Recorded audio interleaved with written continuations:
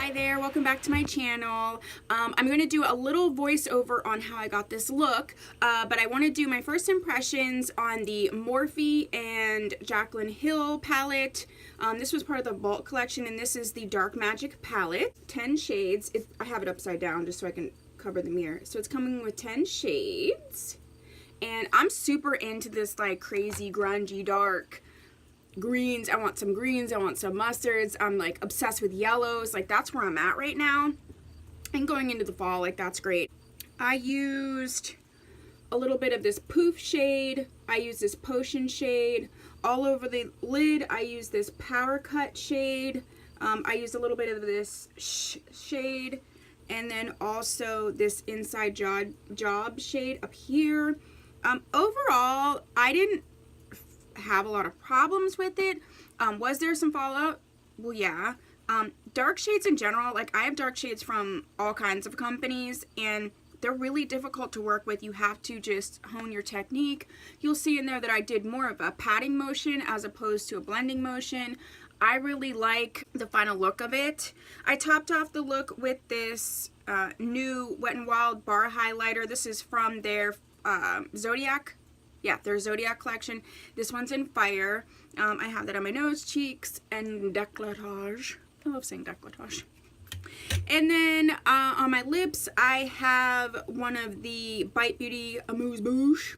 Or is this a multi-stick? This is a multi-stick, excuse me. And this is in the shade Cashew.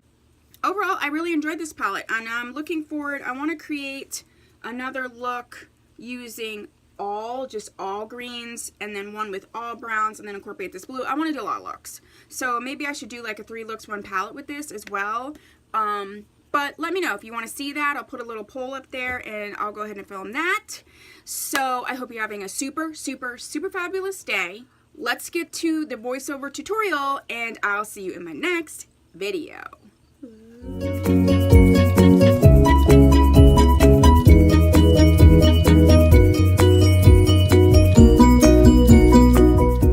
So I'm just taking this poof shade and just putting it all over the lid.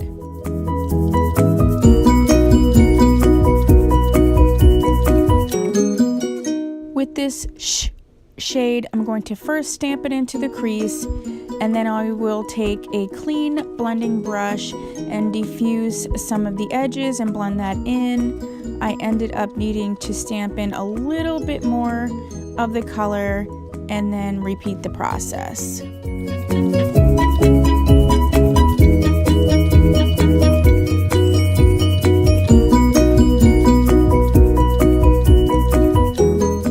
I'm always careful with super dark shades to lay down some powder in case there's fallout. I took this precision brush and stamped in this dark color into the crease in the corner and was just really lightly dragging that. But I was very specific on placing the color where I wanted it to be, as opposed to just going in with a really hard blend.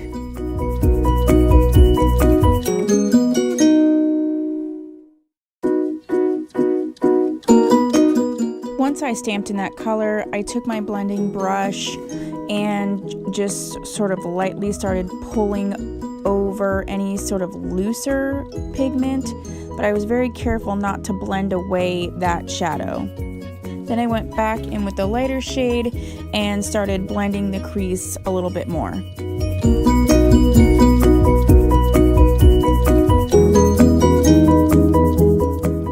And then with those stamping motions, I sort of built up the color in that outer crease. I wanted it to be very dramatic, and I just sort of stamped that in and made sure I got the pigmentation I was looking for.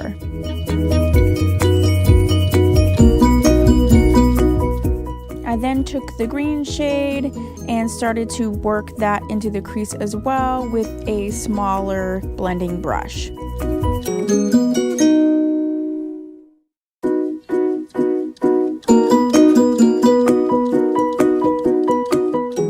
So I started to try and put on this power cut shade with just my fingers, and then I realized I needed some glitter glue.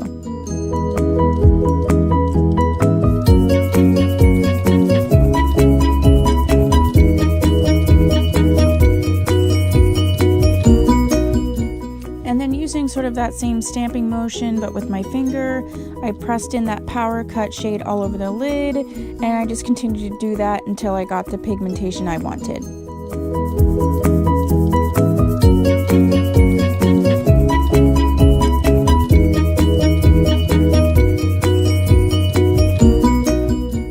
After foiling or wetting the brush, I worked that same power cut color into the inner corner.